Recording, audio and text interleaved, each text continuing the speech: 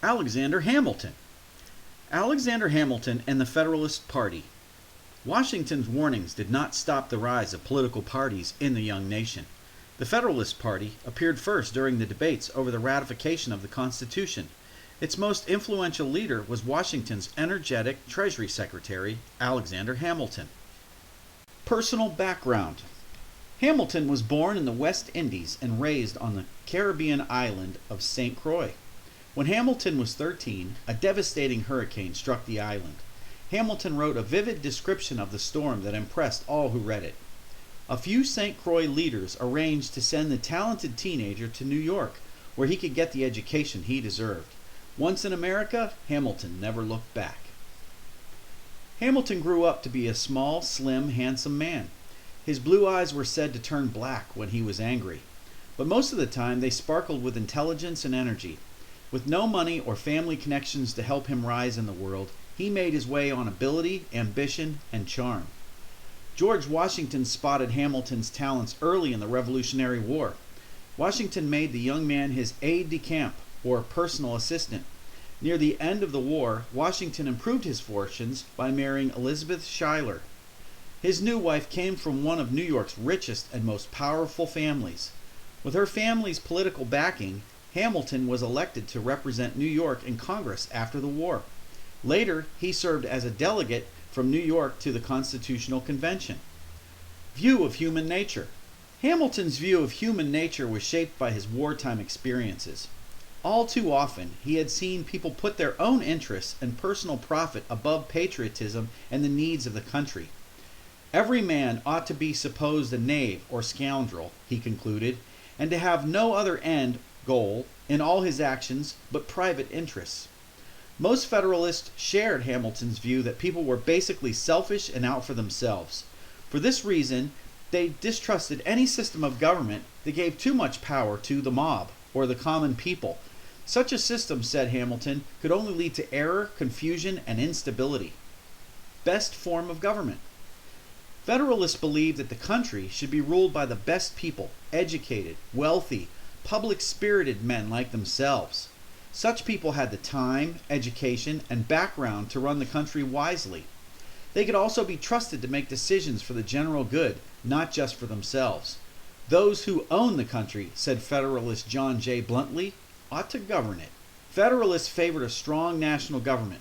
They hoped to use the new government's powers under the Constitution to unite the quarreling states and keep order among the people. In their view, the rights of states were not nearly as important as national power and unity. Hamilton agreed. Having grown up in the Caribbean, Hamilton had no deep loyalty to any state. His country was not New York, but the United States of America, and he hoped to see his adopted country become a great and powerful nation. Ideal economy. Hamilton's dream of national greatness depended on the United States developing a strong economy. In 1790, the nation's economy was still based mainly on agriculture. Hamilton wanted to expand the economy and increase the nation's wealth by using the power of the federal government to promote business, manufacturing, and trade. Before this could happen, the new nation needed to begin paying off the huge debts that Congress and the states had piled up during the Revolutionary War. In 1790, Hamilton presented Congress with a plan to pay off all war debts as quickly as possible. If the debts were not promptly paid, he warned, the government would lose respect both at home and abroad. Hamilton's plan for repaying the debts was opposed by many Americans, especially in the South.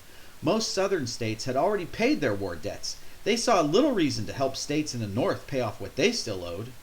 To save his plan, Hamilton linked it to another issue: the location of the nation's permanent capital. Both Northerners and Southerners wanted the capital to be located in their section of the country. Hamilton promised to support a location in the South if Southerners would support his debt plan. The debt plan was passed, and the nation's new capital, called the District of Columbia, was located in the South on the Potomac River between Maryland and Virginia. Next, Hamilton asked Congress to establish a national bank. Such a bank, Hamilton said, would help the government by collecting taxes and keeping those funds safe. It would print paper money backed by the government, giving the nation stable currency. Most important, the bank would make loans to business people to build new factories and ships. As business and trade expanded, Hamilton argued all Americans would be better off. Once again, Hamilton's proposal ran into a storm of opposition. Where in the Constitution, his opponents asked, was Congress given the power to establish a bank? In their view, Congress could exercise only those powers specifically listed in the Constitution. Hamilton, in contrast, supported a loose construction, broad interpretation of the Constitution. He pointed out that the elastic clause allowed Congress to make all laws which shall be necessary and proper for carrying out its listed powers.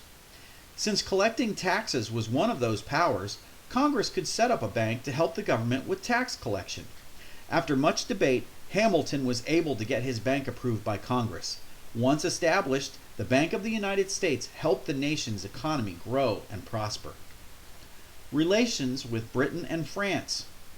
When the French Revolution began, Hamilton hoped that it would lead to the establishment of free and good government, but as he watched it lead instead to chaos and bloodshed, his enthusiasm for the revolution cooled. When war broke out between France and England in 1793, most Federalists sided with Britain. Some were merchants and shippers whose businesses depended on trade with America's former enemy. Others simply felt more comfortable supporting orderly Britain against revolutionary France. Hamilton leaned toward Britain for yet another reason. Great Britain was all that he hoped the United States would become one day, a powerful and respected nation that could defend itself against any enemy.